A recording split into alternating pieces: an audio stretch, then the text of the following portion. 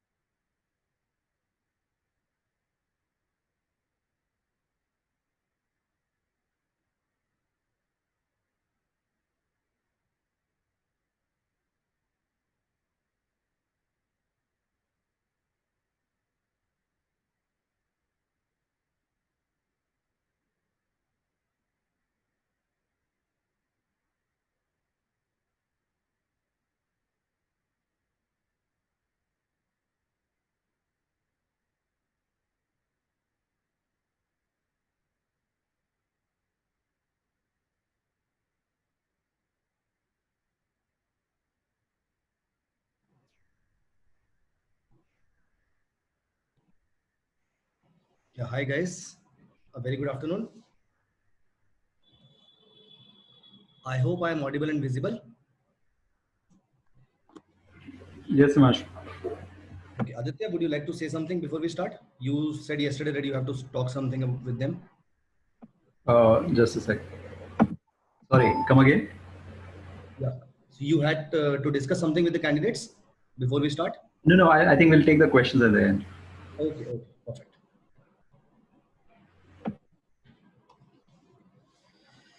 Okay. So today we have lined up these topics. So today's topics are important financial ratios. Some of the important financial ratios we are going to study, and an introduction to the time value of money. We would not be doing too much of the financial ratios because that will make the life complex only. We'll keep the very simple ratios and how to make an idea about the company, about our company's growth, how my company is performing, on what parameters I am good, on what parameters I need to do good in the future. So all these things that we are going to discuss today, and some introduction to the time value of money concept. So before we start, do you have any question?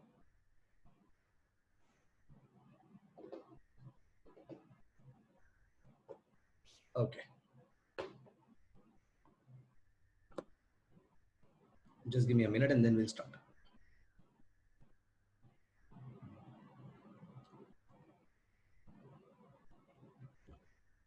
So yesterday we had a discussion about the basic introduction of financial statements.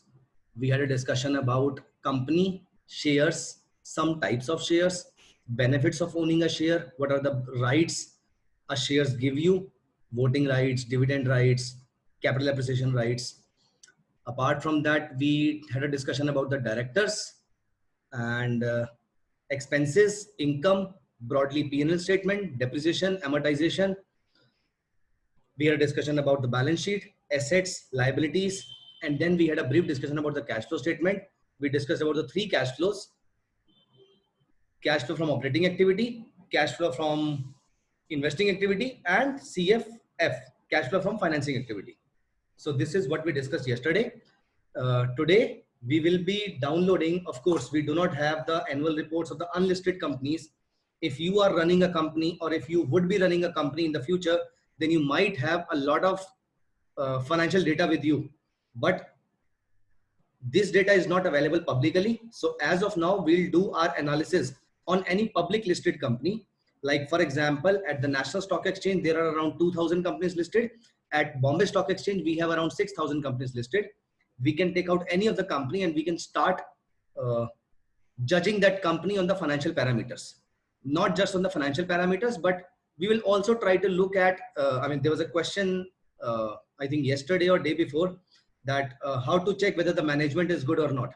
So how to check as a manager, I am performing good or not. I am taking this session on behalf of, say, for example, I'm considering you to be entrepreneurs or future entrepreneurs.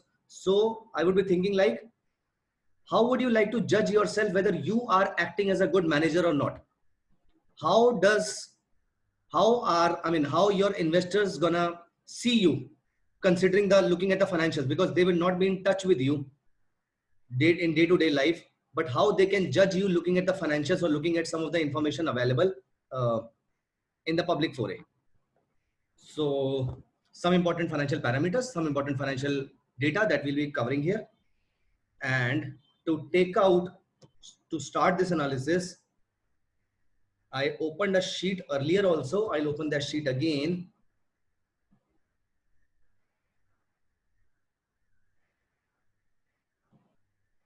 Give me a second.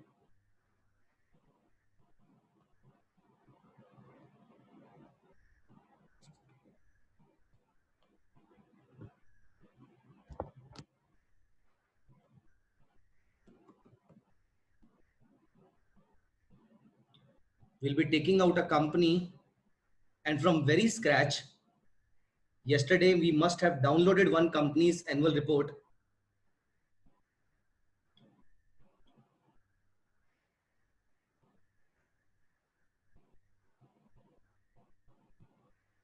I hope you are able to see my screen. So we'll try to find out how this company is performing on the financial front, on the management front, on the industry front, how my company is performing, how to check the financial soundness of my company. So there are annual reports with me. I suggest everyone to please open at least one annual report on their platform. And today you will be requiring, if you want to make this session interactive, then today I suggest you to attend the session on a laptop or a PC instead of going for a mobile.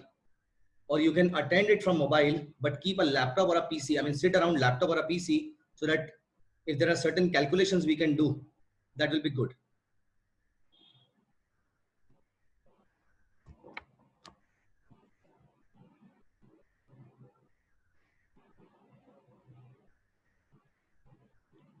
Okay. So to do analysis of the company, one annual report is not a sufficient data. You should be looking at least 4, 5, 6 annual reports, 2020, 19, 18, 17, 16, 15, and so on and so forth. So time series analysis and industry-wide analysis, they both are important for the company. We are more focusing today on the time series analysis of one single company, because I am assuming that you are not likely to compare one of your company with another company, or you are not likely to compare as of now your company with the peer companies. As of now, I am assuming that you would be more interested in talking about your own company's growth year on year, growth in terms of sales, profits, and everything. Okay. I'll also open a blank sheet.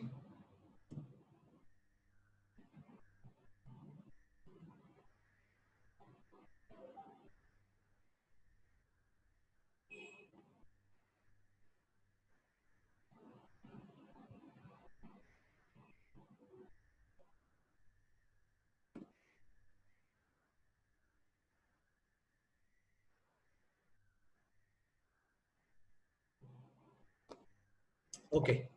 Are we good to go?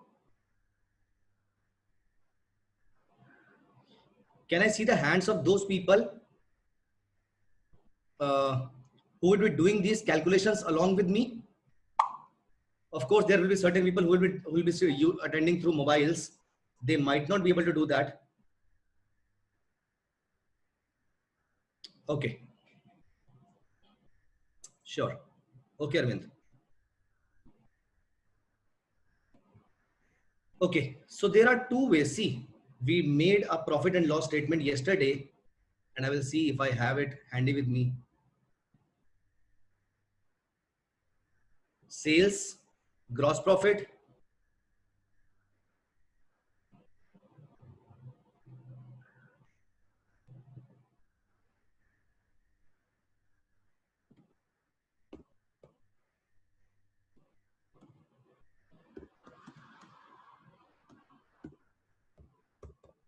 minus selling general administrative expenses is equal to operating profit.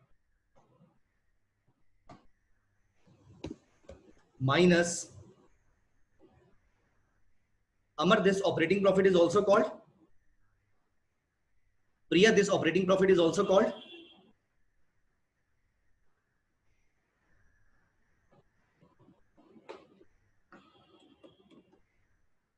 EBITDA minus D and A. I'm left with EBIT minus Varun. EBIT minus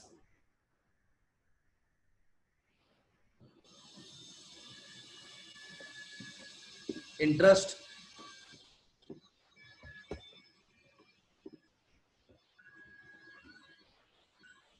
Yes. Manish, this PAT goes where? Manish, this PAT, one part of it goes to balance sheet, one part of it goes out of the company. So one part of it goes to the balance sheet in reserves, and one goes out of the company to the shareholders, preferred shareholder and common shareholder. Anyways, if a company exists, it should be doing at least one thing that we discussed yesterday. What is that one thing that the company should be doing, will be doing? So first parameter, so the first parameter that we need to check should be this parameter only, sales. Okay. One question that comes to my mind is, which sales are better? 100 crore rupees sales per year or a 1000 crore rupees sales per year? Which sales are better? Which company would you see as a good company? 100 crore one or a 1000 crore one?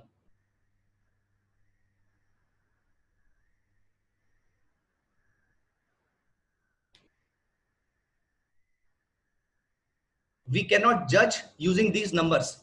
See guys, human mind gets confused with numbers, and we cannot reach our conclusions because of just, depending on just numbers. Hence we have ratios. Okay, for those who are saying net profits, for those who are saying bottom line, I've got many answers like bottom line and net profits. One question from you also, which company is good? The one which is generating a profit of 50 crore rupees or the one which is generating a profit of 500 crore rupees? In that sense, you would be saying 500 crore rupees, no? But I would add one more condition here. The company generating 50 crore rupees, last year it generated only, or it has come up in the last 5 years from 2 crore to 50 crore. The one which has been generating 500 crore rupees has come from 10,000 crore to 500 crores. Now, which one is better? The first 150 looks better. So actually the message that I want to convey, the very first message that I want to convey while talking about the financial statements is that numbers mean almost nothing for us. Manish has a height or Manish has a weight, for example, 75 kilograms. And Himanshu has got a weight of 98 kilograms. Though it is not the case, but still, let's assume Manish has got a weight of 75 kilograms. Himanshu has got a weight of, let's say, why 98? Then let's keep it 100 kilograms. So who would be in a better position?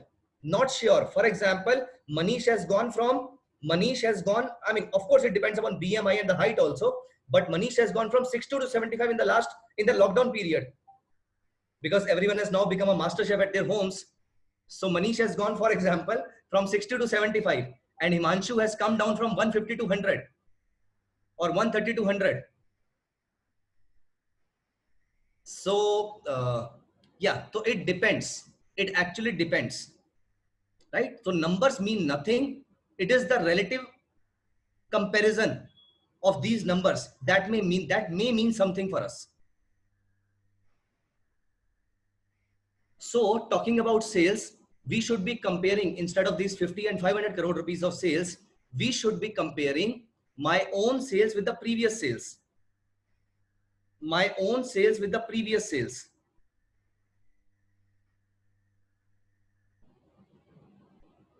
So for example, I can take out last 10 years annual reports, but that would only make your life cumbersome. So let us do one thing. Let us open a website and take out last 10 years annual reports at one go. There's a website called screener.in. You will get all the financial data in just one go. You can also get it from moneycontrol.com. Register yourself in the next 2 minutes and log in. Without registering also, I think we should be able to download the data. Let me just check.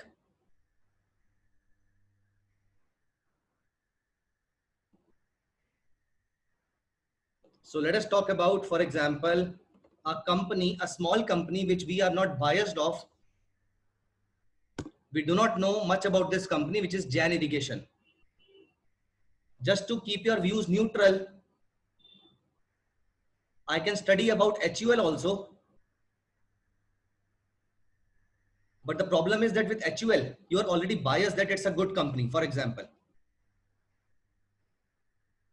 So let me take out a neutral company, Jan Irrigation. You can take out any neutral company of your choice, any company from this list that you have never studied.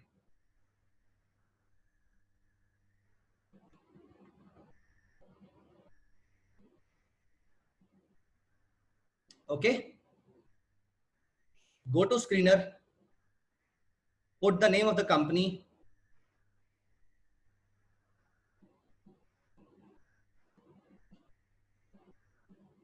Please confirm me once you have put your name in of the company on the screener. I'll proceed.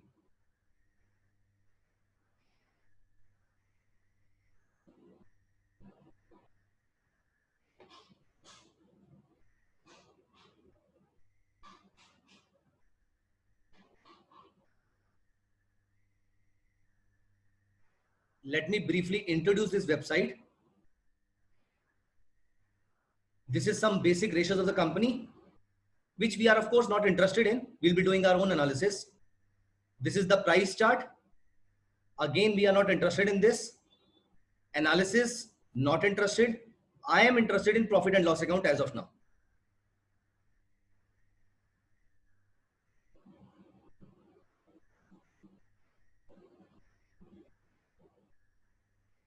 So what I'm going to do is take out the data.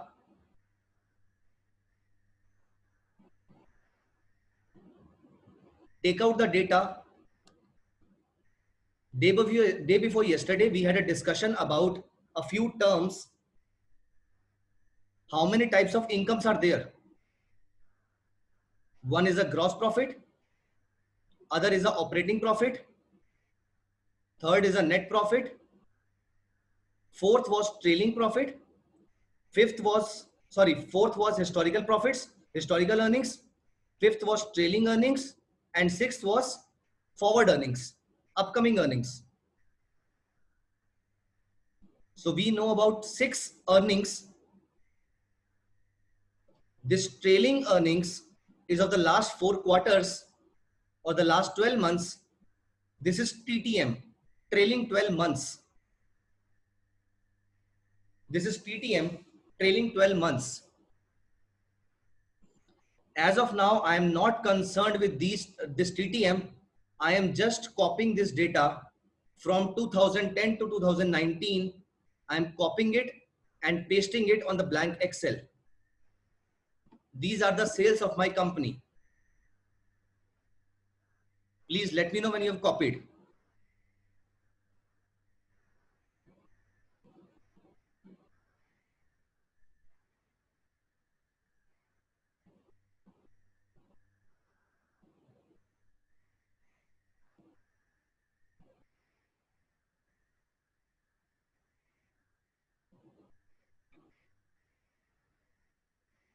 A few terms that everyone who needs to understand the company should be aware of are, randomly I'm writing some terms here. Let me know just in case you are not aware of any of these terms.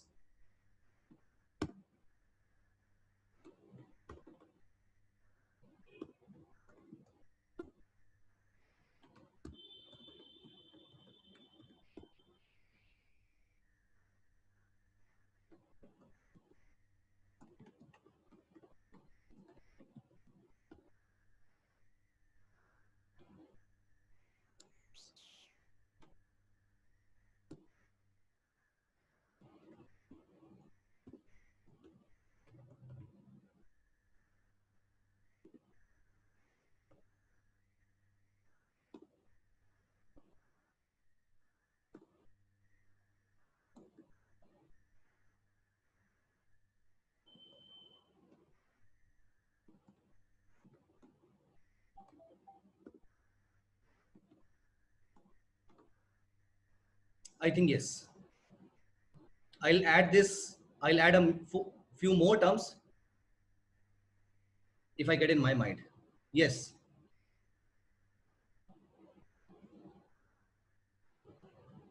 Any term that you think you are not aware of?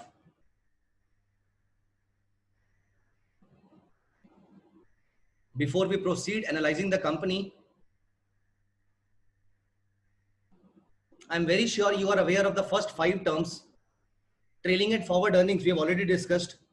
Everyone knows of EPS, price to earning.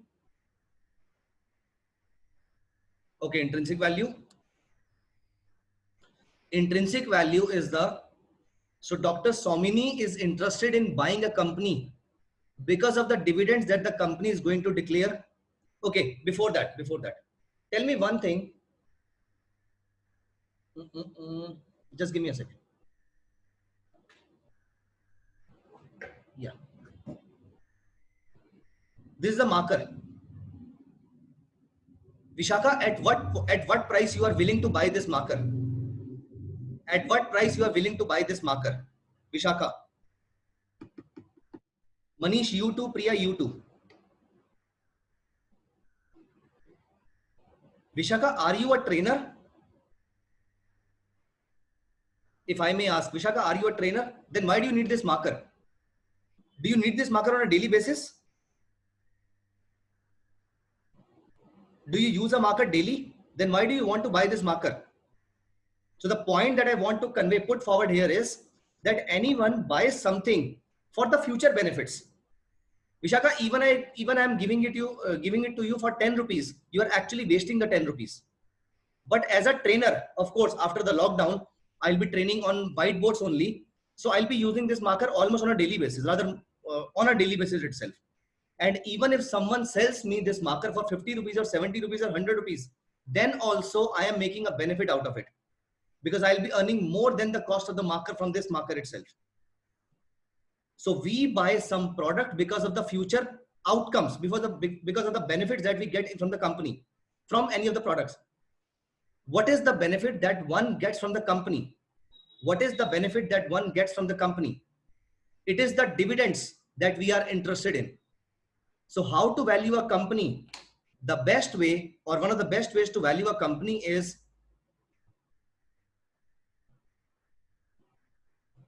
expect the dividends in the future, for the future, based on the past dividends. This is today. Based on these past dividends, expect the futures and discount them to today's value, the value that you receive by discounting all the expected future dividends from a company is called the intrinsic value. It is the present value of all the future cash flows expected from the company. Am I clear, Dr. Somini? Am I clear?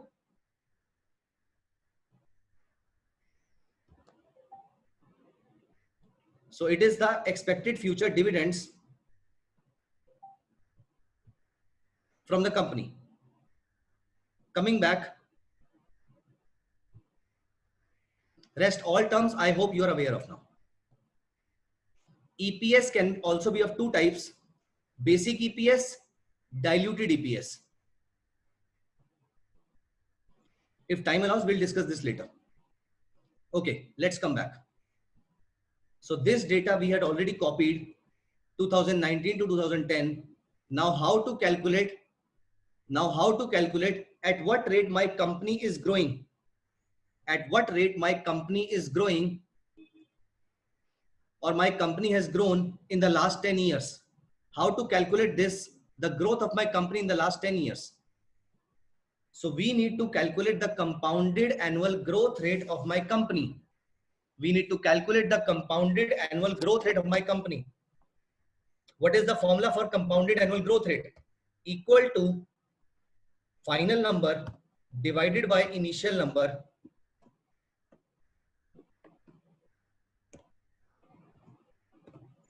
because it is 10 years. I want to calculate the growth rate of my company. We are calculating the first financial ratio, which is called the sales growth. That's one of the simplest financial ratios.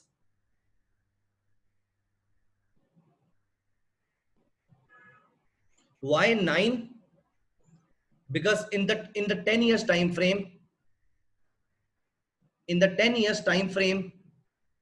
my company has grown, my company's the money has compounded 9 times. My company's sales have grown, I mean, they have compounded 9 times. Hence, instead of 10, we are taking 9. These are the compounding periods. Enter percentage. The first ratio that we need is sales growth ratio. It is the company is growing by 10.87%. Now let us assume this number was not 10.87. Let us assume this number was 4%. Had this been a 4% number, let us say this was around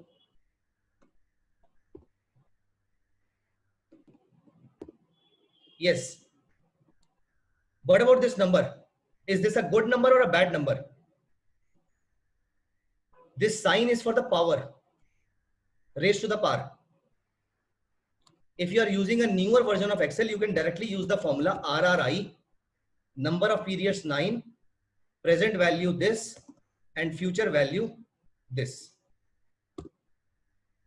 That would also fetch you the same answer. But not all the Excels have this formula. So sales growth. Now my question is, this sales growth is 3.6%. Is it a good number or a bad number? If good, okay. If not good, why?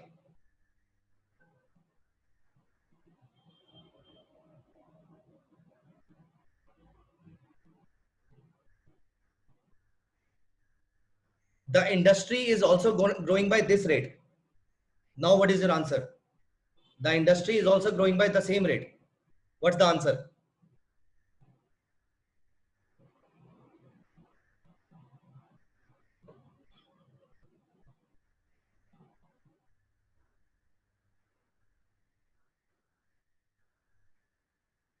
It is bad. Why? Because your country's inflation is approximately 6 to 7%. And my company's sales are only growing by 3.26%. The company is not growing even at the rate of inflation. So what is the manager doing here? The entire country is growing by 7%. The entire country's sales, the entire economy is growing by 7%. And my company's sales is growing by only 3.5%. Then that means my entire country except me, or the entire industry except me, is growing at a better pace than me itself, than the economy rather. Me, of course, with the economy also. So this number, see, the entire country is growing by 7%. I am going by 3.26%. That means entire world is growing by, for example, 7.3%. As an investor, why should I be investing in this company? And as a manager, I should be thinking that I am not even able to beat inflation. Hence, this is a bad company. This should not be considered as a good company as of now. What about 10.87%? Which is the actual case. What about 10.87%? In equity market, you take a lot of risk. What is less riskier than the equity markets? Can someone tell me what is less riskier than equity markets?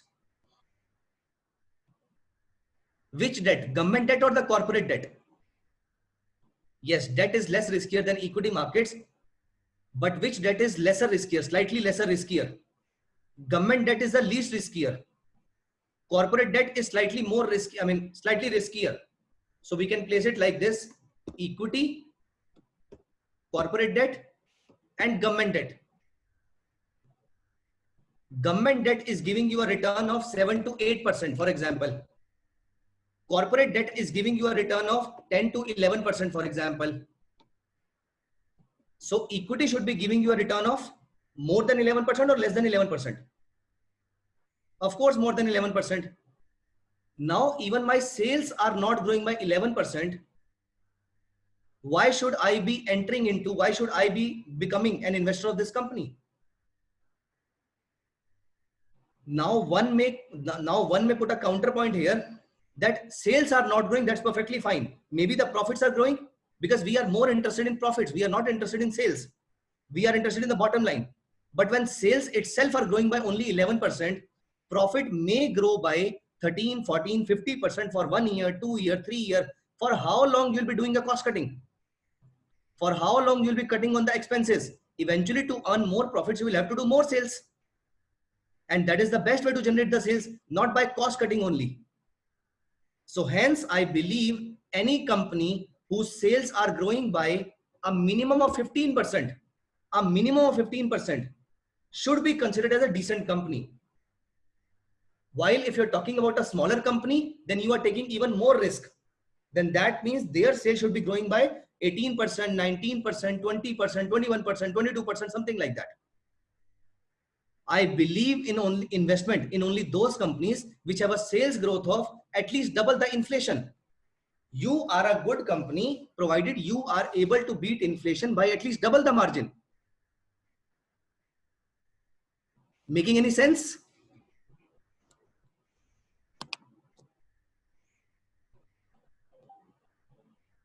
Now, how to find out all those companies? How to find out all those companies? Okay, that's a different question. That will come later. As of now, can we see that are there some companies which are growing by more than 15% per annum? Let us talk about TCS. It's a good company. People are taking less risk by investing in this company. And let us use these numbers. Imagine such a large company, rather one of the second largest company of our country. Just a second. And growing by 17% still. Let us take a few more examples. Exceptionally good. Bajaj Finance. 2020 to 2011. Such a large company growing at approximately 40% per annum. When there are such companies available, why should one be investing in a company which is growing by only 3, 4, 5, 7 or 10% per annum? Provided you have a strong reason behind that. Reliance being the largest company of our country, the largest.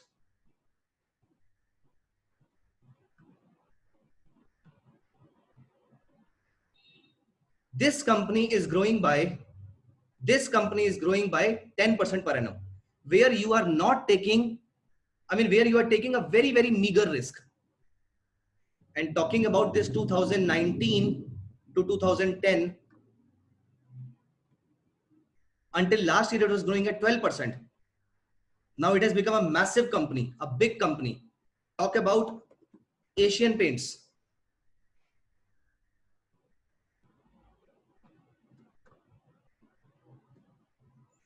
12%, again a large company. So all these companies, any large company, if it is growing by, or any decent sized company, if it is growing by more than 15%, then it's a good company. If you have to satisfy with the lowest, if you have to satisfy yourself with a lower growth rate, then you should go with the only large cap company, which are very safe companies. These are also called blue chip companies. Okay. This was about sales growth.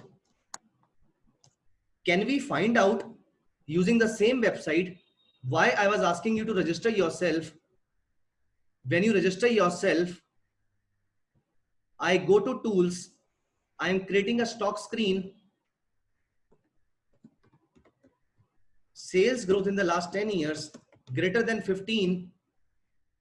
This will help me find out how many companies are there which are growing by more than 15% per annum. Any guesses how many will be there? Out of around 6,000 companies listed in India, there are 10% companies which are growing by more than 15% per annum.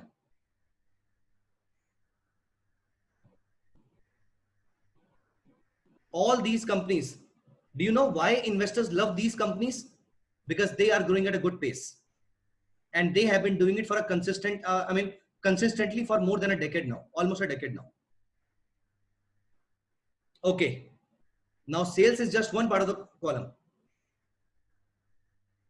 Priya, CAGR, sales growth in the last 10 years. If you're asking for this website. Okay. Yes, Amar, it includes all the companies. I have arranged it using market cap. So the largest companies have come up, but otherwise it includes all the companies. Mannapuram Finance, I believe it will be the mid-cap company. Oberoi Realty, Exide Industry, Natco Pharma, they all will be mid-cap companies. And there will be small-cap companies also. Let's go to the last page. Some company, Source Industries, has a market cap of only 38 lakh rupees. Okay. Do you have any question?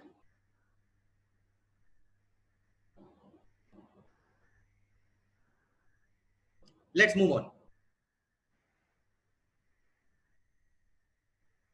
There's no point mugging up the ratios.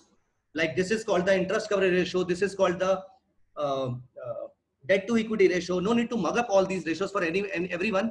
For anyone, let us just understand the concepts which are important for us to understand the basic structure of a good company. So the first ratio that I prefer to track is the sales growth. Yeah. RRI equal to RRI, tab, number of periods 9, present value 10 years back data, future value this data.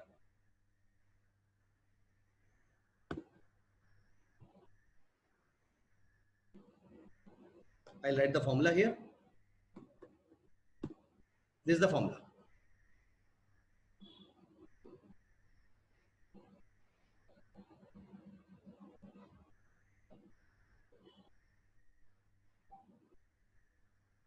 Next, what do you think next we should be tracking to check for the soundness of the company? The company is making good sales. Now what? What if they are spending entire amount in the expenses only? Will you consider it good? Of course not.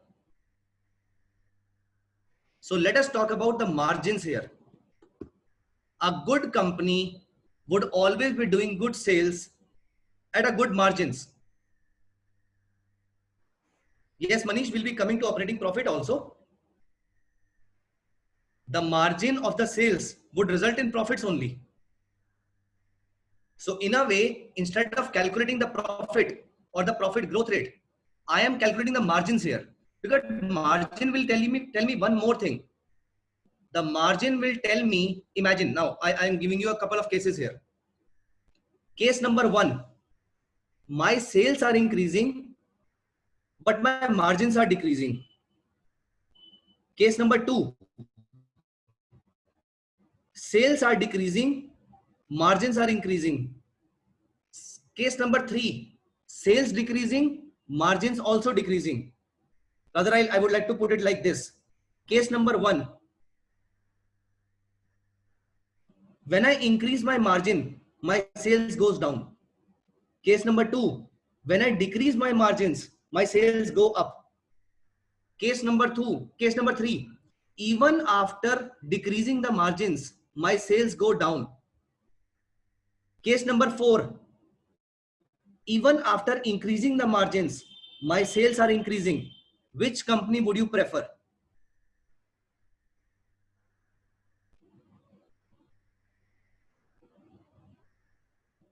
The fourth one, can you give me one such example of a company around you which you think will be increasing the margins and still you would not be bothered for buying the product? I have a few examples. Today, Maggi is being sold at 12 rupees. Tomorrow, Maggi becomes 14 rupees. Will you stop eating Maggi and move towards Patanjali noodles?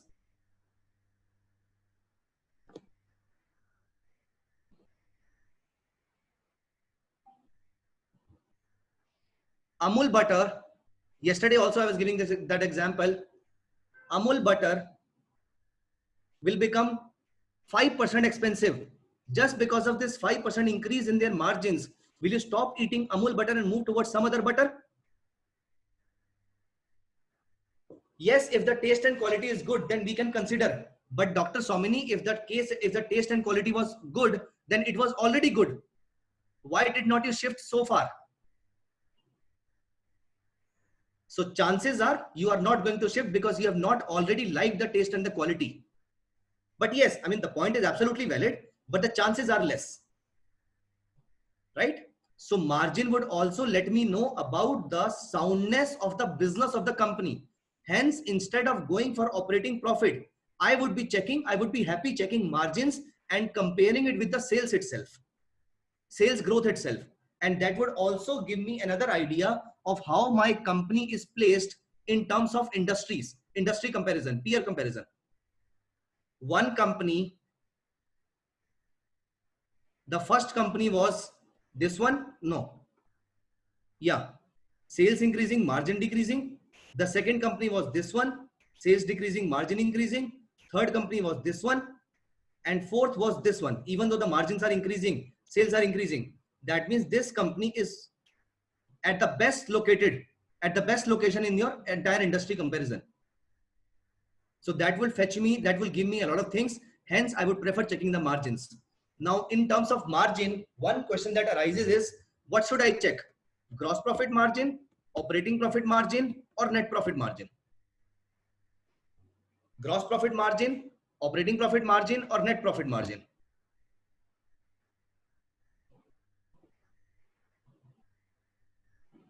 I need reasons for all of these answers. For those who are saying OPM, NPM, I need reasons also.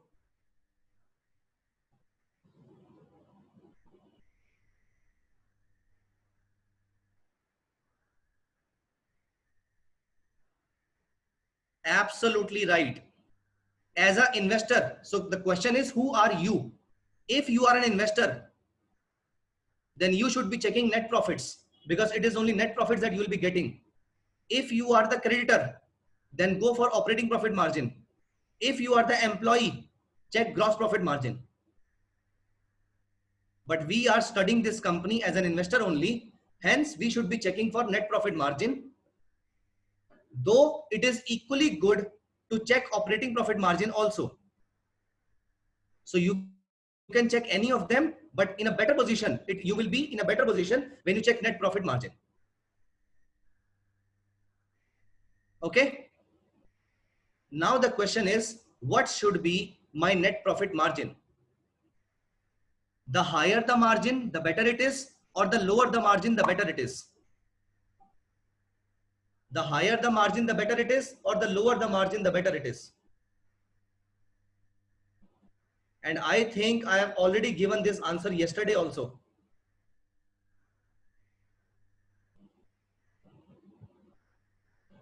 The higher margin does not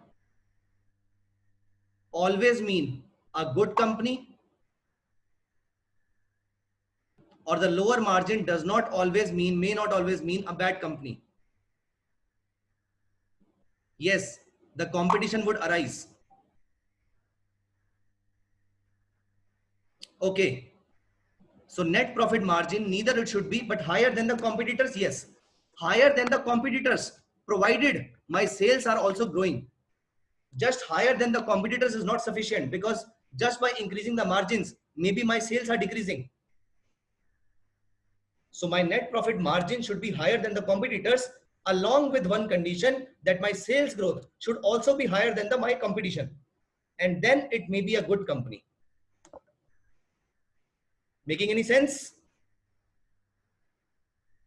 So margins, gross profit divided by sales, operating profit divided by sales, and net profit divided by sales. Let us calculate the net profit upon sales for my company. My company was Jan Irrigation, for example. Go to profit and loss account. How to calculate this net profit margin? We have lost the sales. So I am copying the net profit from the same P&L account,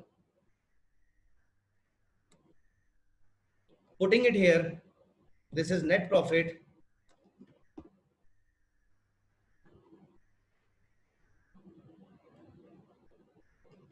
And these are the sales.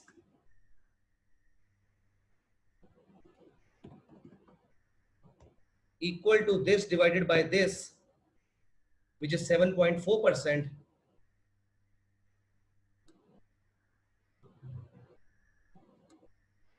This is my net profit margin.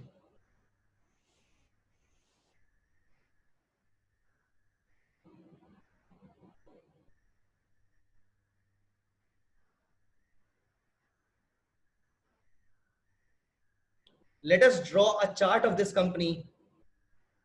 I go to insert. A line chart would be sufficient.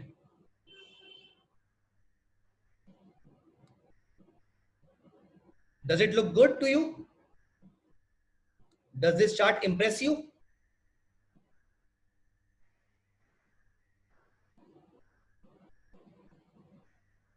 It fell down drastically. Now it has only started increasing.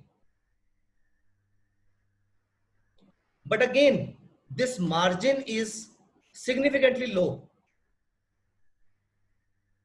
They are not earning any decent margins. They are not earning. We should not be looking at the presentation of the chart. We should be looking at this chart itself. So, not very happy with the chart. I would have been very happy provided this sales growth. I'm doing a calculation for you. You need not do this.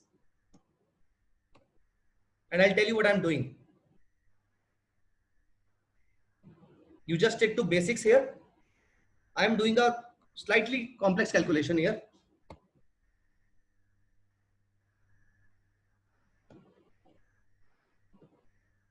Let me first do it and then I'll explain you.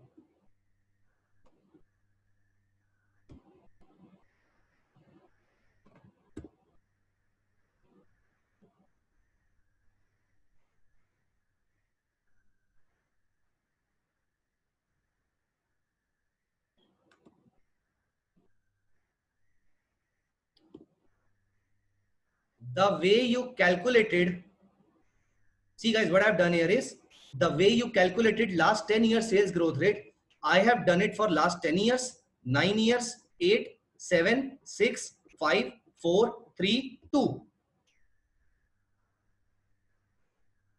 And this sales growth rate is continuously decreasing. The sales growth rate is continuously decreasing. That means the company is growing at a lower pace. Let us have some look at the data here. That will give you a brief idea.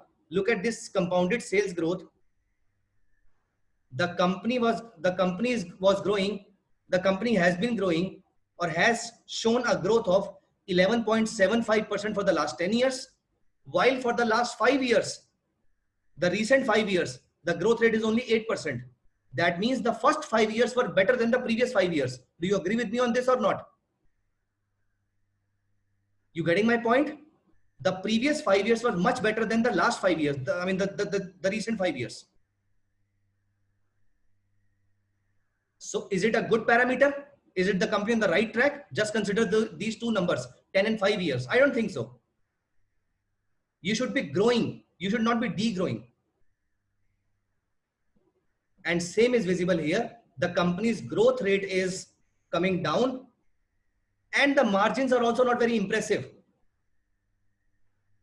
That means this gives me an indication that the company is not very, very sound on the sales and the profit fronts. I cannot still say about the management.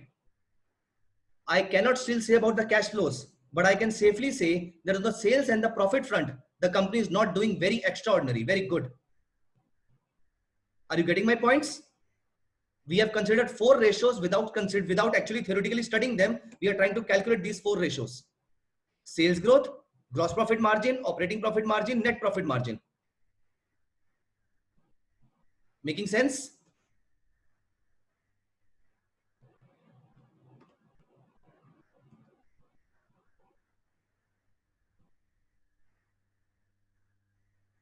What should I do next? A company, for example, is doing sales. Forget about this particular company. A company is doing sales, is making profit. What else can I check from a profit and loss account?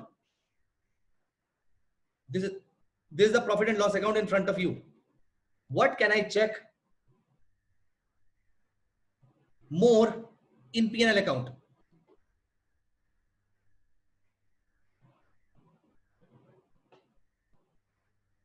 What if my company is making a lot of profit in operating profit margin, but giving away all the money in the form of interest component? I have a question for you here. Atulya is paying 1 lakh rupees interest per month. Atulya is paying 1 lakh rupees interest per month.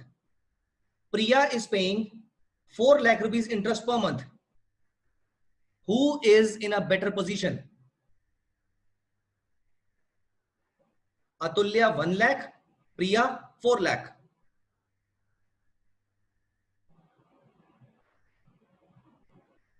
Atulya earns 2 lakh rupees a month and is paying 1 lakh rupees as interest component each month. Priya is earning 10 crore rupees per month and is paying only 4 lakh rupees interest. I hope your answer would change now. Again,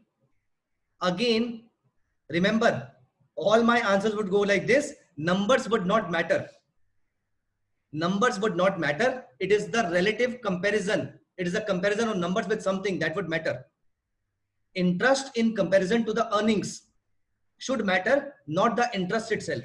Agree? Interest in comparison to your income should matter. So Priya, can you tell me any financial ratio that compares interest with the income?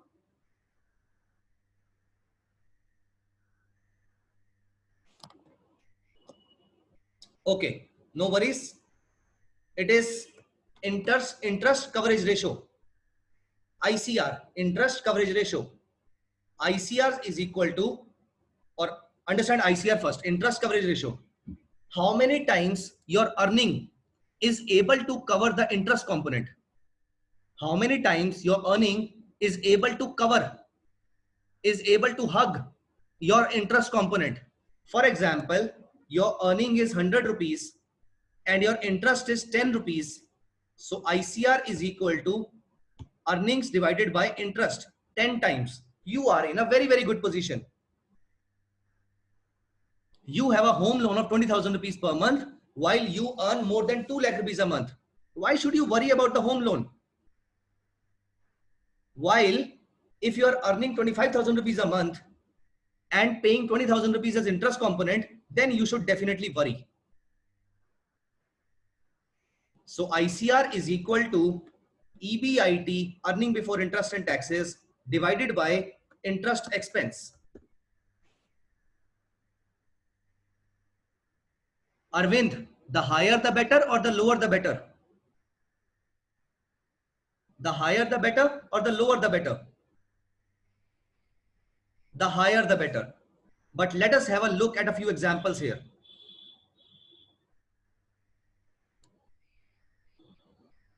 ICR is negative. Is it good? ICR is -2. Is it good? You are losing 20 rupees per month and have to pay 10 rupees interest. Okay, ICR is 0. When will ICR be 0? When there is no earning, when EBIT is 0. No, Arvind, when interest will be equal to income, it will be ICR 1. No, Manish, that will be ICR is equal to 1. When will this number result in 0? When the numerator is 0. The numerator is EBIT. When EBIT is 0, then ICR is equal to 0. That means you are not earning anything but have to pay interest. Will you be happy? Will you be happy? No. What about this component 1? Will you be happy? Earning is equal to interest. No. 2. Okay. You are earning 40,000 rupees, paying 20,000 rupees. Still not very good, of course, but can be managed. But 3 can decently be managed. I may have a logical reason also for going a number above 3. I mean, for accepting the company with ICR is equal to 3. But I would not be interested in giving all those details in this particular session because we are only talking about the basics. But broadly speaking, we can say any number above 3 or at least any number above 5. Everyone would agree any number above 5 will be okay, will be fine with you.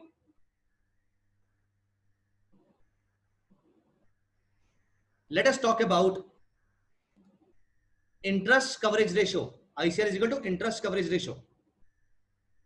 Imagine this company, Jan Irrigation, ICR minus 0.48. Minus 0.48. Let's talk about Infosys. ICR is equal to 128.60. For every 128 rupees I earn, I only have to pay an interest of 1 rupee. Who would be bothering about this interest component? Talk about TCS. 51. Talk about Reliance. 3.21.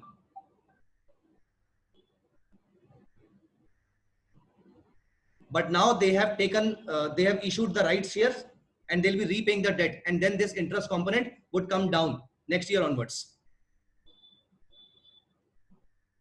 Okay. Maruti, such a large company, manufacturing company, needs a lot of capital, but still has not taken any loan, much of the loans. Let's move on. What else can be seen? Of course, the company should be paying taxes in due course of time. This company looks good. Around 30% taxes is what they are supposed to pay, and they are already paying approximately 30% of taxes. Sometimes it goes down to 14% or some other number. That may be because of some rebates or some other reasons that can be found out in the annual reports. But broadly speaking, the company looks good. This is Maruti Suzuki. Sales growth rate. Sales growth rate, such a large company, still growing at 10%. Profit margin is also decent. See, operating profit margin of approximately 10 to 15%. And interest also, do not have to pay much interest. Taxes also, they are paying in time. Imagine, look at the company here. You would believe that all the companies would have a similar tax structure. You might believe that all the companies might have a similar tax structure. Look at this company. I am not saying whether this company is good or bad, but see, 525% as tax, minus 4%, 400% as tax, minus 262% as tax. Why this so much of hassle? Need to study about the company. As of now, not making any comments here. A bit aware of the story, but would not like to comment it here right now. But as you can see, that the taxes may not always be very smooth. Always have a look at this parameter also. We should be paying our taxes in time, and we should expect our companies to pay our taxes in time. We have talked about some ratios.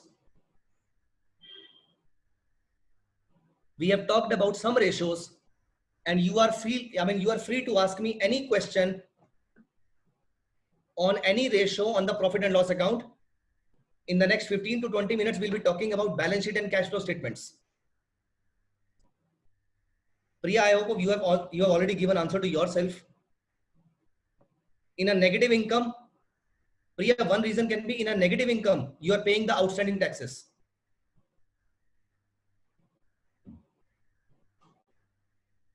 Or they can be deferred tax liabilities.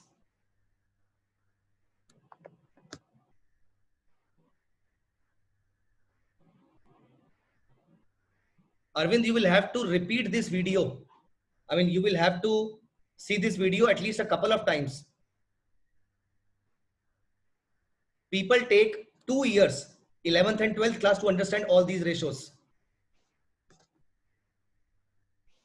So no wonder why, I mean, you should take at least a couple of hours. Of course, they discuss all this in very, very detail. They do a lot of numericals there. We are not doing that. Shall we proceed? Let's go to the balance sheet. What is CR? CR, which CR, Manish? CR means crores. CR means current ratio. Okay, we are coming to current ratio. We'll be coming to current ratio.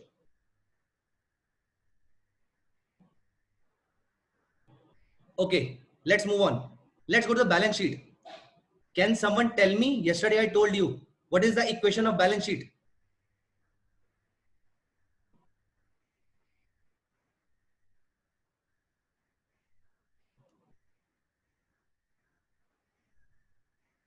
Okay. Assets is equal to liabilities plus shareholder equity. Yes. Day before yesterday, someone was asking me, in the last to last session, someone was asking me about how to assess the management. May I know who was he? Is he here around?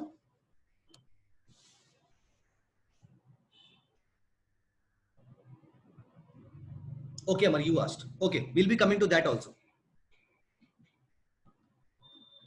Assets is equal to liabilities plus shareholder equity. So how to check whether my company will remain solvent enough or not? Will remain solvent for a long time, or it is going to become Kingfisher Airlines very soon? How will you get to know if a company is going to become Kingfisher Airlines very soon?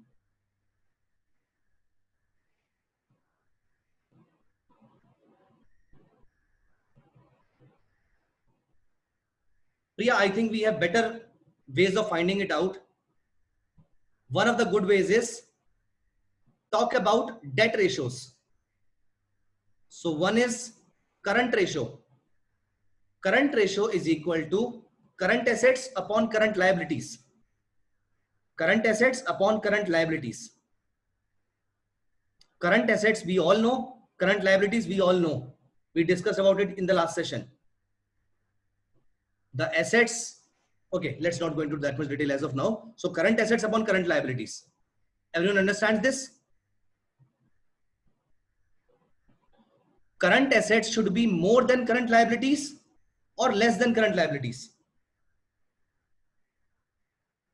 Should current assets be more than liabilities or less than liabilities? Current assets include cash, inventory, all these things. Prepaid expenses, all these are current assets. So they should be more than the current liabilities. How much more? If my current liabilities are 100 rupees, what should be the value of my current assets? 150 rupees, 200 rupees, 300 rupees, 400 rupees, what? What if it is 1000 rupees? Isn't it extraordinarily good? My current liabilities are 100 rupees and I have kept 1000 rupees in my account. So Arvind has got a home loan to repay this year, and this year's liabilities are, assuming 30,000 rupees. Yes, assuming 30,000 rupees EMI, Arvind has to pay 3,60,000 rupees this year. And to repay this loan, Arvind has kept around 1.5 crore rupees in his account, in his bank account. Is it a wise decision? Of course not. That means the manager is not using the money pretty well, efficiently. So any number between 2 to 5 is fine. Any number between 1.5 to 4, 5 is fine. Any number beyond 4.5, 5, 6, 7 is not or should not be seen as a good number.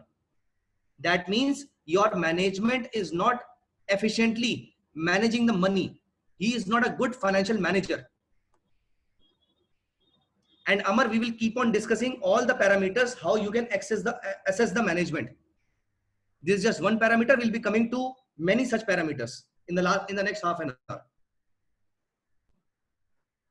If Arvind has kept 1.5 crore rupees, if Arvind has kept 1.5 crore rupees in his account to repay a 3.6 lakh rupees loan this year,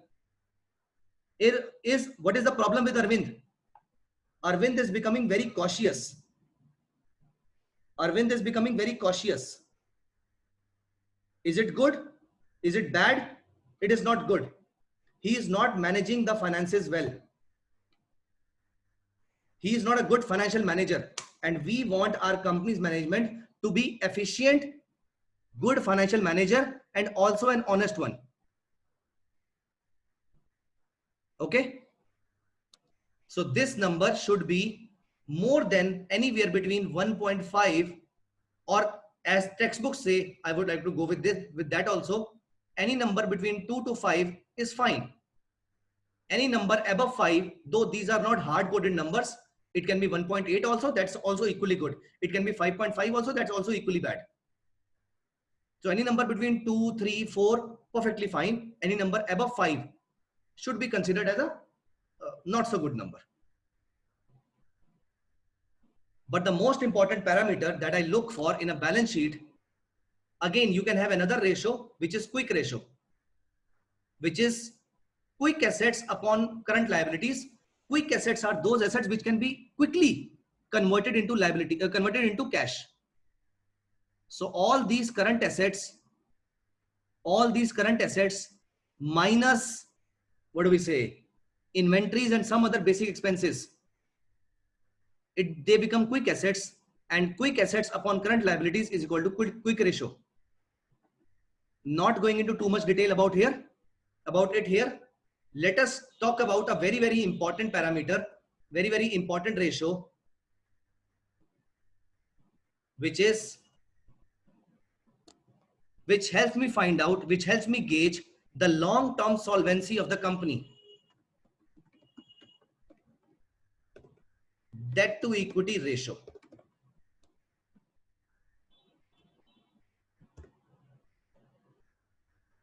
The long-term debt upon total equity is called debt to equity ratio. The higher the better, and we'll spend 5 minutes on this topic. The higher the better or the lower the better? The higher the better or the lower the better?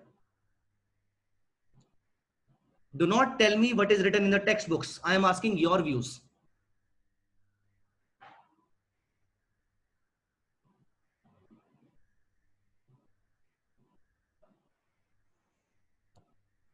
The benefit and the problem of the higher debt to equity ratio, the benefit is you are taking more debt, and debt, as you know, is cheaper. And debt, as you know, is cheaper. The benefit of having it a lower one is that you do not have to pay any interest burden. You only pay money when you earn it. Yes, Dr. Somini says the higher the better, since equity is expensive. Though I will not agree with this, and why I am not agreeing with this is, but that's a very logical answer, because we are looking at just one angle. Let us have a look at a couple of more angles here. Let us talk about a company. Let us take an example of a company, some construction company. Let's talk about DLF. I am opening balance sheet of DLF. The borrowings in the year 2007, were around 10,000 crore. I remember. 2008, 12,000. 2009, 16,000. 2010, 21,000. And the debt is continuously increasing. Do I have a problem with the increasing debt? Of course not. Debt is cheaper. I'll be very happy. Let us go to P&L account. Sales in the year 2007 were around 2,500 crore rupees. By increasing the debt, the sales increased to 14,400 crore rupees. Amazing. Wonderful. So Dr. Somini is right that debt, equity being expensive, debt being cheaper, I am making this money on the cheaper amount. But no, hold on. Then hit the global financial crisis that hit the housing market very hard. And after that, the debt kept on increasing, but the sales just kept on decreasing for the next 3-4 years. Look up to March 2013. The sales are continuously, almost continuously decreasing, except for a couple of years. The sales are actually decreasing. Debt is a very good source of raising capital, Dr. Swamini.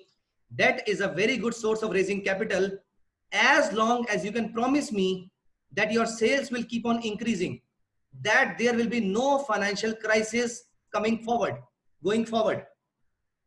I would suggest you to take as much loan as you can, provided you are sure about your job. So take a loan, pay it with your salary. But what happens if someone loses the job? The companies with a higher debt will be the ones which will be going bankrupt right after COVID-19 or during the COVID-19. Why? Because they are having a very high debt to equity ratio. The sales have drastically gone down and they do not have any profits to service the debt. They do not have any cash to service the debt. That is the problem with the debt. Debt is good as long as you can promise me that there will be no financial crisis. But if you can't promise me this, then hold on with your debt. Do not take too much debt on your balance sheet. Make sense? Let us have a look at few companies. Infosys, debt to equity ratio, nothing. Ever thought, whenever you think about leaving a job, your family or your friends always say, or whenever you think of starting your own business, it is always recommended to pay off all your debts. Why? Because your life can hit, a financial crisis can hit your life right after leaving the job. Maybe there are chances. Hence, you should not be too high on debt. Okay. Talk about good companies. Reliance Industries made a statement a couple of years ago, last year itself, that we will be becoming virtually debt free this year, by the end of this year. And during the mid of this year, they are already almost debt free now. They are debt free, but they are virtually debt free now. Look at Maruti. No debt. They are growing with their own capital. And you might agree with me on this. Actually, you prefer a business wherein a business does some sales, makes some profit, spends some profit on the expansion, diversification, and different things. Uses their own profit, then the bank's money for the long-term growth. You would also want to do like this. So Arvind would like to earn some money from his business, spend some money, reinvest the money in the company itself, make a company of a higher size, with time keep on increasing the size without using some external debt. Every business would want to grow like this without taking someone else's capital. I would like to grow. So debt depends upon you. I do not have an answer to this, whether high debt is good or low debt is good. But I can safely say that during the financial crisis kind of scenario, the companies which will be the first ones to go bust will be the ones which will be having the higher debt. Any question?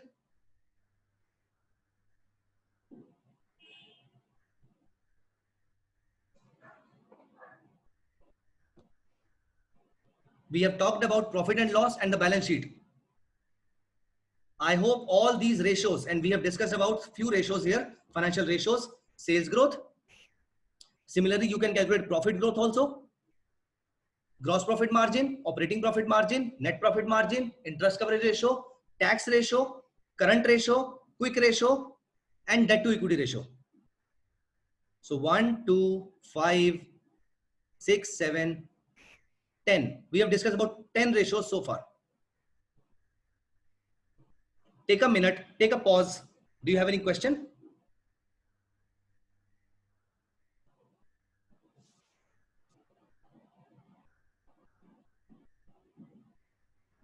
Okay. Shall we proceed? Let's move on.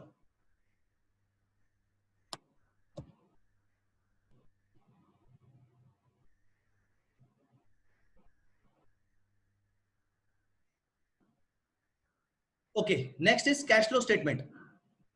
I am giving you one example here.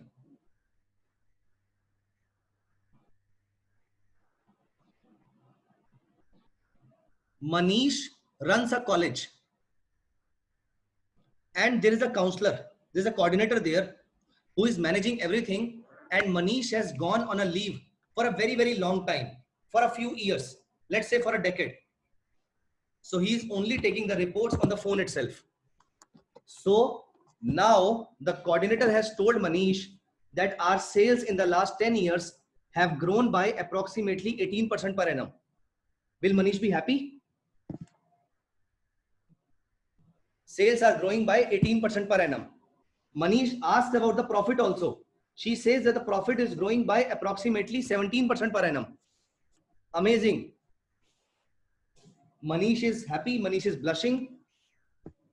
Next, have you taken any loan? No, we have not taken any loan. Our margins are also increasing and the sales are also increasing. Very good. What is your debt to equity ratio? Though we have not taken too much loan, so the debt to equity ratio is less than 0.2. Current ratio is 3.5. Quick ratio is 1.8. Manish will be very, very happy. And now Manish, absolutely right, Priya. And now Manish asks for the cash. Manish asks for the cash and Manish gets to know that people, I mean, all these profits are on accrual basis, not on the cash basis. Where is the cash? All these ratios go for a toss if you do not have cash with you.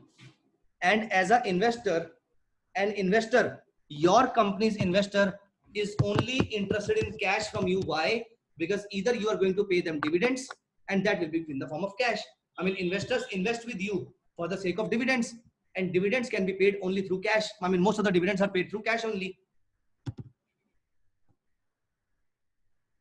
So let us talk about cash flows. Let us talk about cash flows. One question. This is the cash flow statement. The company's profit in the last 10 years, the company's profits in the last 10 years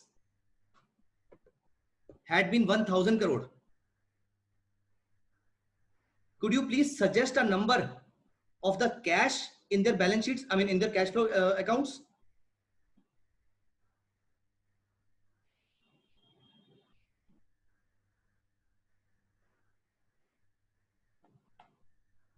A company has earned a profit of 1,000 crore rupees in the last 10 years. What should be the value of cash?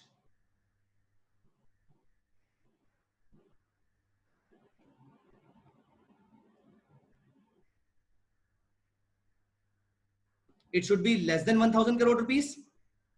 It should be 1,000 crore rupees. It should be more than 1,000 crore rupees. What?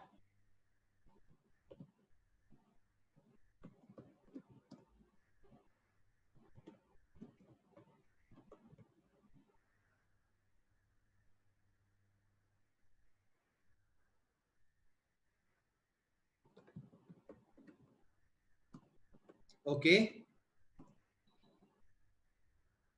50% would be happy. I mean, with 50% you will be happy.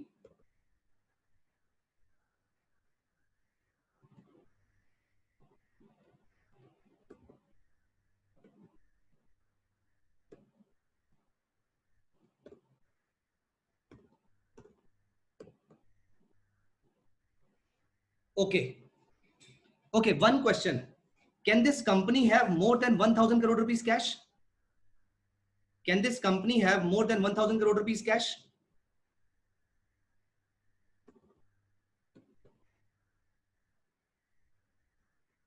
Where will this cash come from? Where will this cash come from?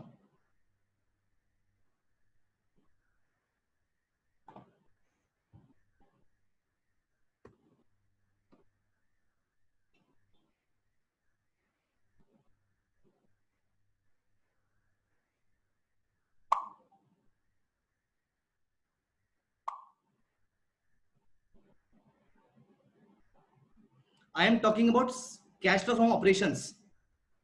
I am talking about cash flow from operations. So asset selling, investment selling will be from CFI. Let us talk about a company. Let us have a look at the company.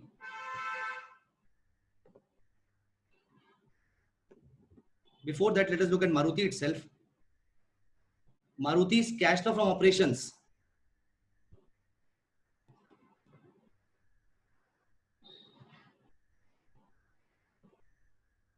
is this one. And profit 2020.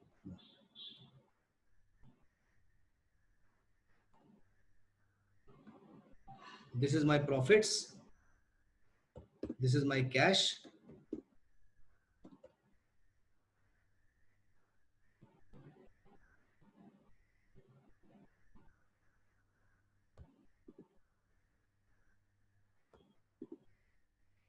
Imagine, look at this Maruti case. Maruti has earned a total profit of 46,400 crore rupees in the last 10 years, while they have collected cash from their customers to the tune of 61,451. Amar, I need your presence here. I repeat, my company has gained a total profit, has earned a total profit of 46,400 crore rupees in the last 10 years, while they have collected the actual cash 61,450 crore rupees.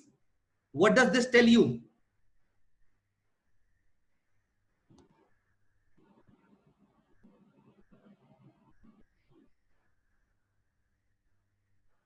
Of course, this is advanced bookings. So many dividends are part of CFF, not CFO. These are advanced bookings. And Manish, with what kind of products do you do advanced booking? With good products or with bad products? How many times you have advanced booked anything that is already available in the market? That means two things here. One, someone yesterday was asking me about moat. And I told I'll tell you tomorrow. This product is so much in demand that people are willing. This product has got some USP that people are willing to pay advance money. I myself has at one point in time paid advance money to buy a car of this particular brand. And there are many people who have kept this with Maruti Suzuki. This product has got something with them that it will always remain, that it has always remained in demand. And second, that also tells us, Amar, that also tells us management's efficiency in collection of cash from the clients. By selling a product worth of 46,000 rupees, I mean a profitable product, the profits of 46,000 rupees, I am running such policies in the company that I have been able to collect a cash of 61,000 crore rupees.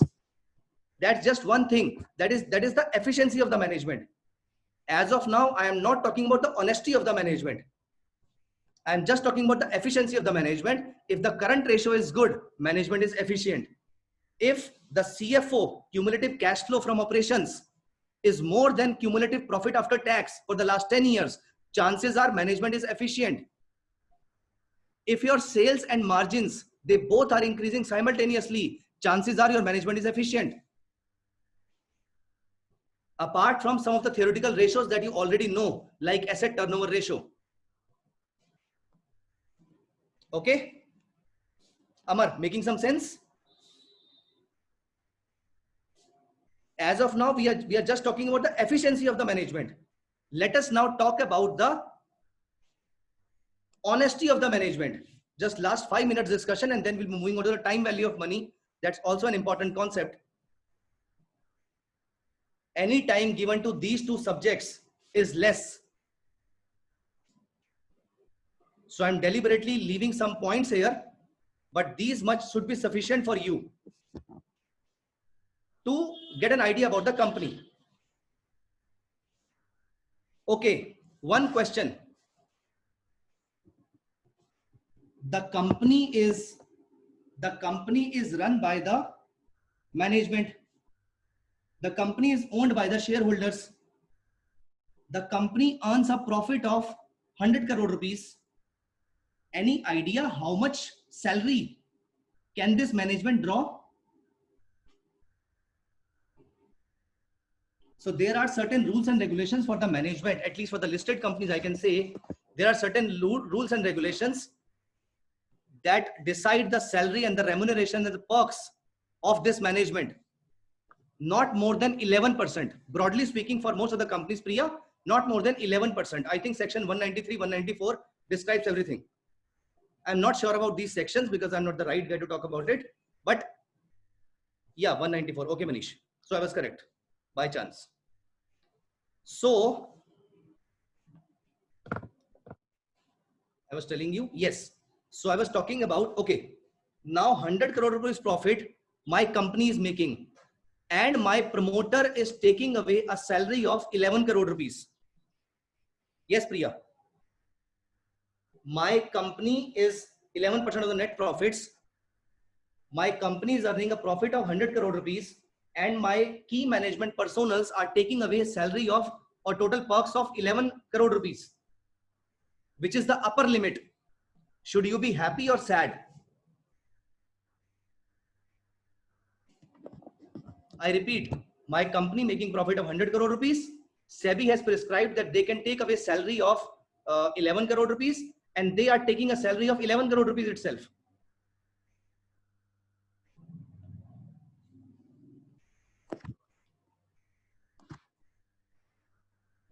That means they are just holding. That means they are just holding themselves. That means they are just holding. Priya, forget about everything else. Now we are just talking about the honesty and the yes, taking advantage of the rules. I should not use the word honesty because they can still be honest, but they are getting a bit greedy here. Now, if the SEBI increases this ceiling, they are likely to increase their salaries. That means, and remember one thing, the first topic that we studied day before yesterday in this module was that management and the shareholders, they both have conflict of interest. Management and the shareholder, they both have a conflict of interest. If management salary would increase, my dividends would come down. And if the salary, they would decrease their salaries, my dividends would go up. So that means they are now maybe not looking, not thinking about me as a shareholder. They're just thinking about themselves. So these kind of parameters also help you judge the honesty and the nature of the management. Amar, another thing that can help you. So we have talked about few things. I'll write it down for you for the management thing. Current ratio, quick ratio. Just write current ratio here. Current ratio, sales growth plus margin collectively. CFO upon CPAT. Salary. ICR is also fine. And finally,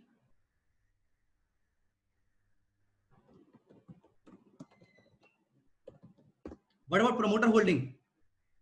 If the promoter is continuously increasing their holdings, or if the promoter is continuously decreasing their holdings,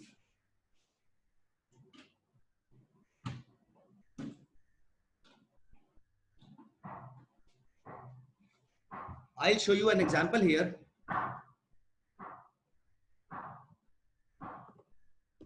Quality Limited, P&L account from 2018. Let us have it for standalone. 2018 to 2009, this was their profits. What was the cash flow?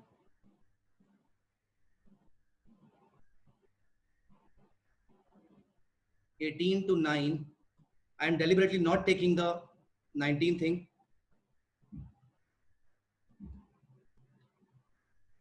Because in 18, we could have reached a conclusion, Arvind. You'll get your answer. How these financial ratios help you out. Have a look here. We have just taken up to the data of 18. The company earned a profit of 899 crore rupees, around 900 crore rupees, and they could generate cash of only 30 crore rupees. What about rest 870 crore rupees? Arun, what about the Amar? What about this rest 870 crore rupees? They must have siphoned off the funds. They might have siphoned off the funds. And simultaneously, look at the change in the promoter holding in the last 3 years. It is around 40%. And now look at this chart for the last 3 years. 3 years back, the stock was trading at around 140 rupees. Today, it is trading at around 3 rupees 28 paisa.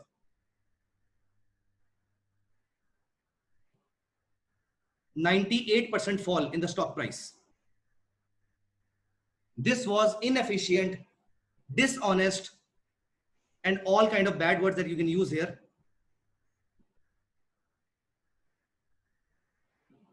Right? Cumulative profit after tax. So this is how you find out whether the company's profitability is fine, solvency is fine, efficiency is fine, and management is fine.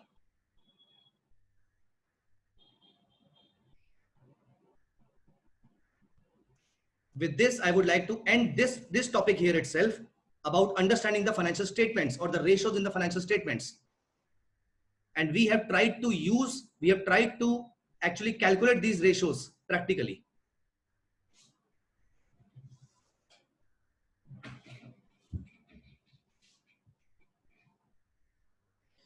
Someone will file a case, and as of now, the last information I had was that the promoter was jailed. He was caught. The company still exists, and Haldiram is probably taking over this company.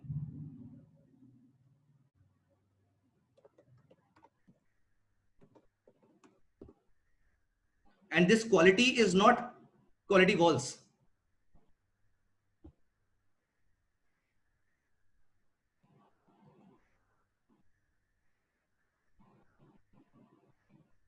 Priya, all these terms look the very same way in the annual reports itself.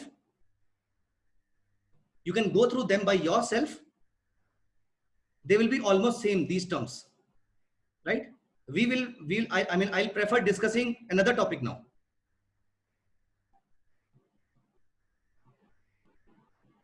Yes, of course. The idea is not to become a financial analyst.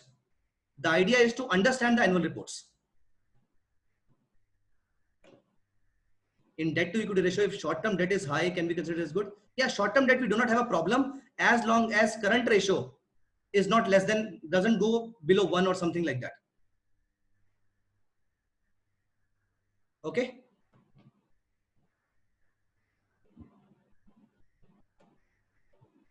So far in this entire thing, what we have discussed, we have talked about the basic words about the annual reports, profit and loss, financial statements, profit and loss account, balance sheet, cash flow statements, some terms related to the financial markets, and finally some financial ratios that you may look at for judging a company superficially at the face of it. And there can be certain websites like Screener or Money Control that will give you all your ratios at one place where you can find out how my company looks like, broadly speaking. Okay. I hope this was somewhat clear.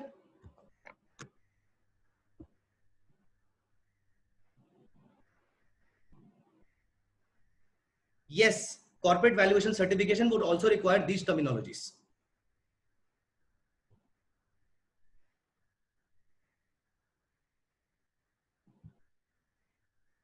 let's move on to the next topic, which is time value of money. Again, the idea is not to take you deep into the time value of money concept or do a lot of numericals there to pass any exam. The idea is to make you aware of all the important concepts or the basic concepts about the time value of money. So just for the next 10 to 15 minutes, I'll give you a brief introduction about TVM and how can you use TVM in your real life. Before I start, I am pausing for a minute. And in the meantime, you can ask me any question if you have about anything. Yes, Priya, price to free cash flow is a very good ratio. But again, as discussed, we are not talking about the financial statement. I mean, the financial modeling here or the corporate valuation concepts. Just an introduction about this. It is the price of the share divided by the total free cash flow. The higher means the company is expensive. The lower means the company is cheaper.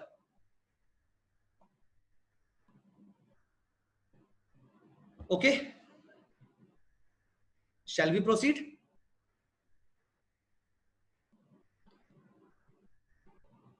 Time value of money.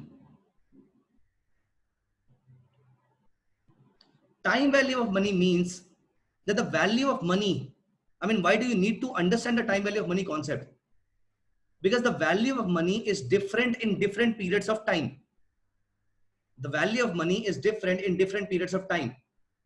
The value of the money received today is dash. The value of the money received today is dash. Then the value of the same amount receivable later. Filling the blanks. More, less, or same. The value of the money received today is dash. Then the value of the same amount receivable at a future, in the future. More or less.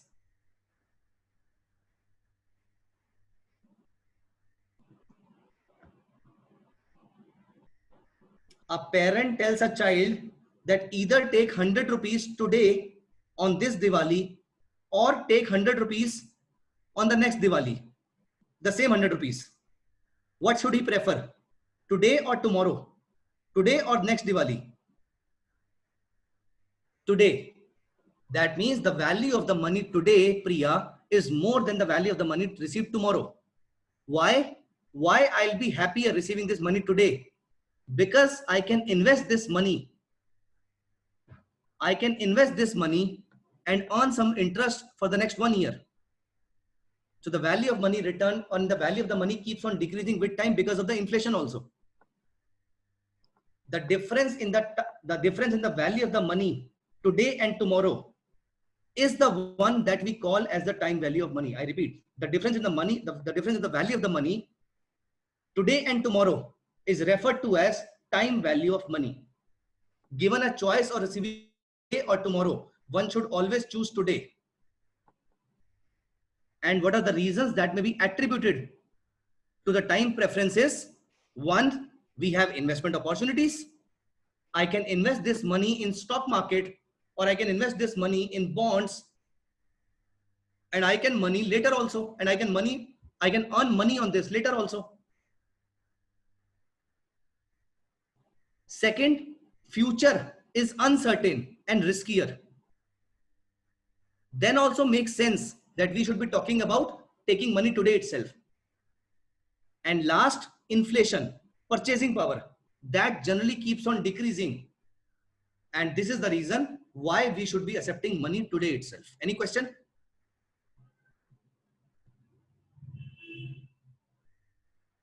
I hope the concept is clear.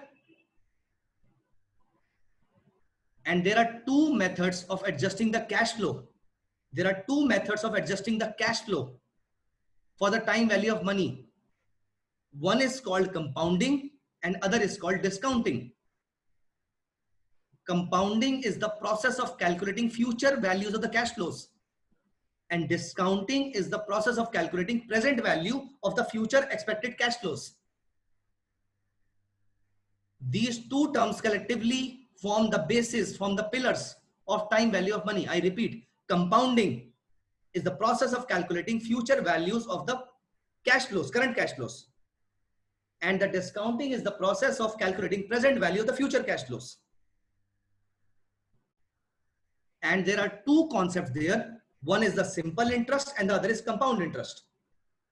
We have already studied simple interest in our childhood.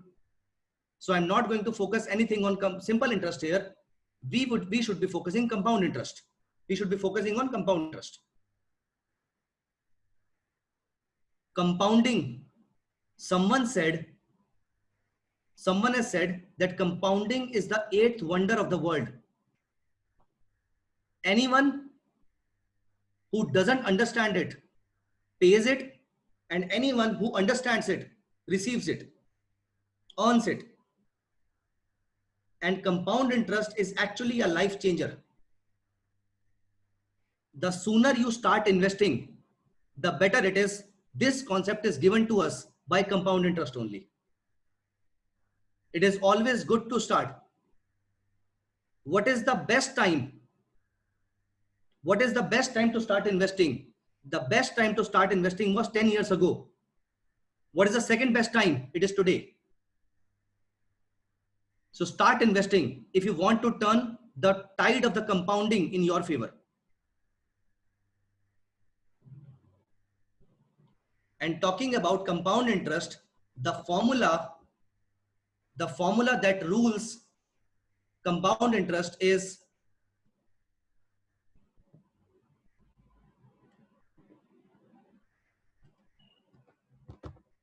A is equal to P multiply 1 plus R raised to the power N.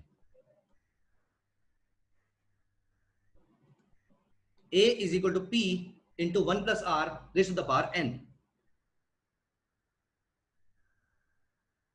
And if you want to calculate P, then bring everything down here, then it will be called as discounting. This amount is nothing. You are actually compounding something. You are actually compounding something. Just give me a second.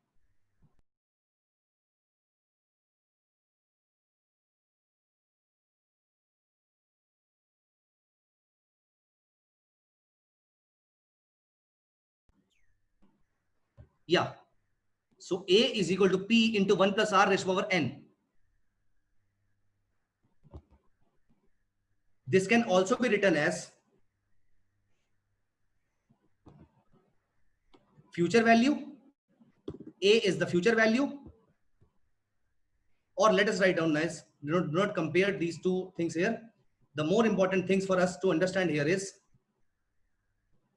5 terms we need to understand: future value, present value, regular payments or the coupons, number of periods, and rate of interest.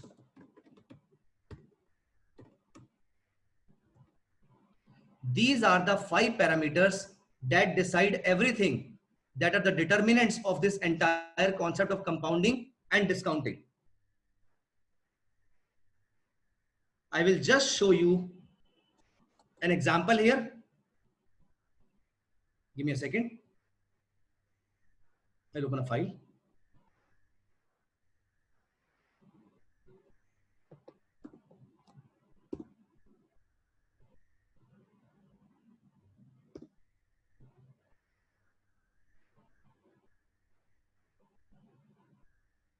How does the concept of compounding works?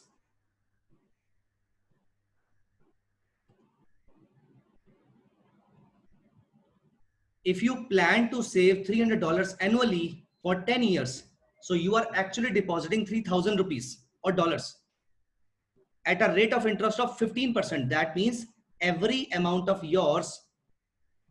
What do you mean by this? It means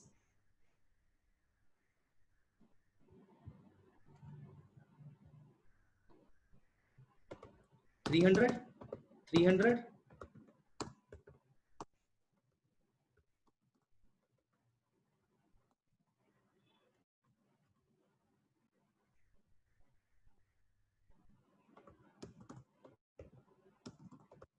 and so on and so forth.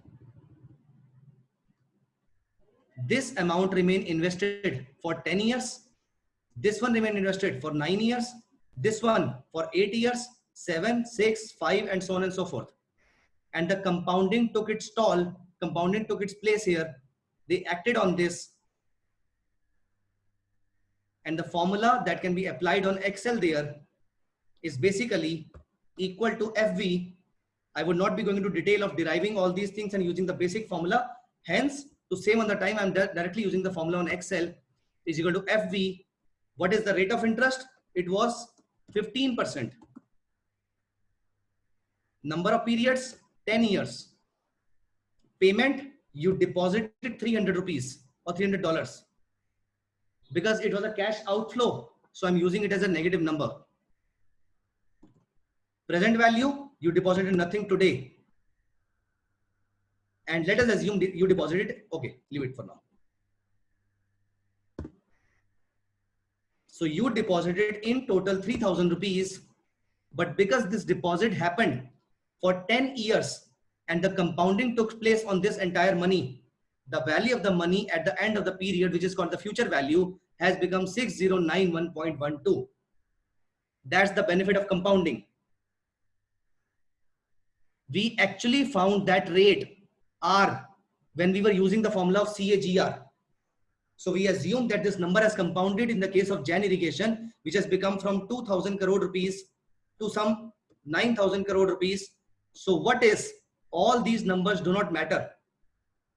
Only the first and the last number matters. And we calculate the rate of interest there. Okay.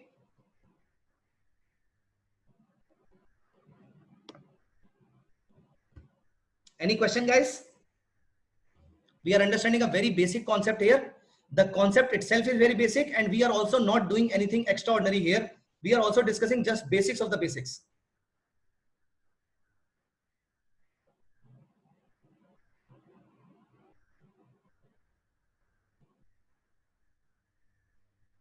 Okay. Now, for example, you have been given these numbers where you deposited 3,000 rupees, actually 310 times, and you are left with 6,091 rupees today. At what rate did your money grow? Equal to rate, number of periods, 10 years. Payment was minus of this. Present value was nothing. Future value was this. At what rate did your money grow? Your money grew by 15%.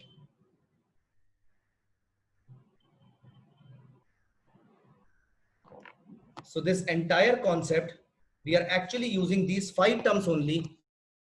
And in this entire time value of money concept, we just play with these 5 terms. FV, PV, I'll write it again for you. FV, PV, rate, number of periods, and coupons. These 5 terms collectively make the concept of time value of money. And I just wanted to give you an idea about time value of money, how it is, what it is and how it works. Any question? 300 was invested each year. That is the reason I use this number as PMT, payments.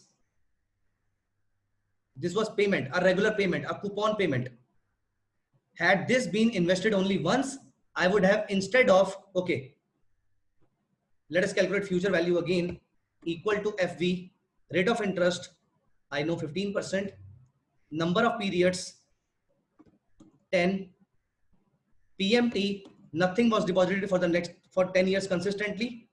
I deposited 300 once. This value is only 1213.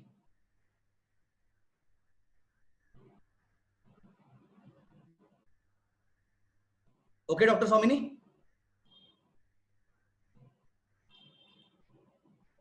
One question that arises here is, when calculating the present value, should we consider inflation rate only? How do we arrive at the rate of discount, at the discounting rate? That depends upon the problem statement actually. In a real life, yes, inflation. But what about if there is something that is increasing at a rate which is greater than the inflation? Let us assume cost of education that is increasing at a rate of 10%, that we assume in the financial planning process that it increases at a rate of 10% and not 7%, which is the inflation rate. So if you know the future price of your child's college fees, then you should be discounting it to calculate the present value, not at inflation rate, but at a rate which is slightly higher than the inflation rate. That's the concept of financial planning. I mean, that's again a concept here. We can't go into that much detail, but I hope I've given you the idea about it. Not necessarily inflation rate, that depends upon the problem statement actually. Okay. So that's it. In this entire module, I'll just recap for you and then I'll hand it over to Aditya for discussion for all your queries about the exam and everything. In this entire thing, we talked about the financial markets, asset classes. We started with equity, commodity, currency, all these products. What are they? What are the exchanges? And then we had a discussion about the basic introduction of the financial statements, how they look like, what are the terminologies. And finally, today we had a discussion about the financial statements and some introduction to the time value of money concepts. Okay. Thank you so much. That was from my side. Aditya, over to you. Yeah. So thanks, Himanshu. Guys, if you have any questions regarding to the exam, I believe exam links and instruction mails have already been sent to all of you a few hours ago. Great. So all of you have received it. Just some basic guidelines. So the exam will be available to you both on Saturday and Sunday. You can appear for it anytime. It's just that whenever you start the test, you need to finish it, in one go. So you can't do it in parts. Number one. Number two, it's a proctored exam. So please do not open any additional windows on your PC because it will start giving you alerts. Please do not get up. Please do not access mobile or any other laptop or anything else during the test. It's just a 2-hour test and should be a breeze for most of you to get through. If you have any issues, the technical team numbers are given on the mail. You can reach out to them. If you're facing any issue registering. Please note, if you're trying to appear for the exam late in the night, then it will be difficult for the team to come to your rescue if there's an issue. So anytime till, let's say, 8 in the evening, 9 in the morning to 8 in the evening, you can feel free to reach out to them for any kind of help. And yeah, that's about it. Rest of the things are mentioned. There's a negative marking of, I believe, 0.25% for all the questions. So simple guesswork will not work. Also, there's no pass and fail for this exam. As it's meant to be for people from non-finance background, and it is more to do with self-assessment. We have just kept a score. There's no pass or fail. So you'll be able to see your score once you submit the exam. And well, yeah, that's about it. So any questions you have, please go ahead. Yeah, negative mark is there. Negative marking is there. Calculator, yes, there is the financial calculator, scientific calculator is already inbuilt into the testing system. You can also use a hand calculator if you want. Just keep loose pages with you for any kind of calculations, not any notebook or see, again, I mean, there's no honestly, I have no need to tell you this, that don't try to cheat, but because this is not like a eligibility test or some exam. This is just a self-assessment program. So just be true to yourself. If you know something, you know something. If you don't know something, it's fine. We always have good faculty members like Himanshu to help us with that knowledge. So just take the test on your own ability. Recording link, I think we already shared Ashok yesterday with yesterday's link. Today again we'll be uploading this link on the same channel of AIWMI on YouTube. So you can go to the same place.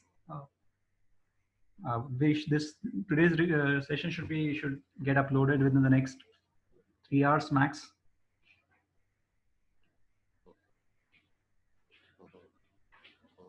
Any other questions related to test?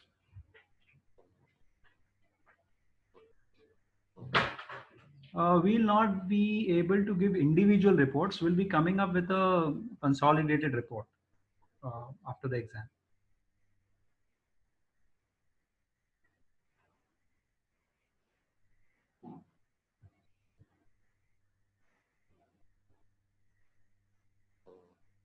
Okay, your scorecards, I mean, your certificates with your score percentile will be mailed to you. The digital certificates and the badges will be mailed to you within 10 working days from the test. So the test is happening on 7th, 8th. You can, on a safer side, you can expect them by 18th or 20th of this month.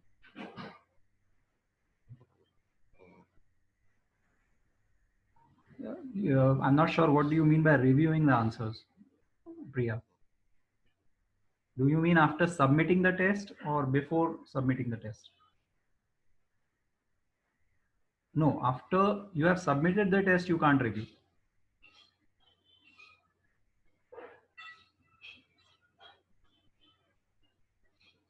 No, you can't review after submitting the test.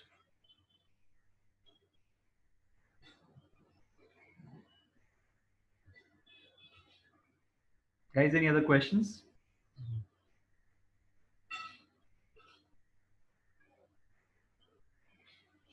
All right, so I don't think there are many. So thank you all. I wish all of you very good luck for the exam. This inaugural exam in India. So that makes it historical for all of us who are in this together. So I wish you all the best, and we look forward to do many more such knowledge sessions with Himanshu and some of our other faculty members after once we are done with the test. So watch out for our mails and updates from our side in times to come. Thank you, everyone. Take care. Thank you, Himanshu. I think I'll end the session. Yeah, sure. Thank you. Bye-bye. Yeah, sorry, there's one important question. ID card verification. So we usually have it in our exams, but here again, as I said, this is more of a self-assessment. But it will be interesting for you. I mean, I can just recommend that when you are starting the test, just keep an ID with you, a photo ID with you, and you can show it to the camera for around 10 seconds when you are starting the test.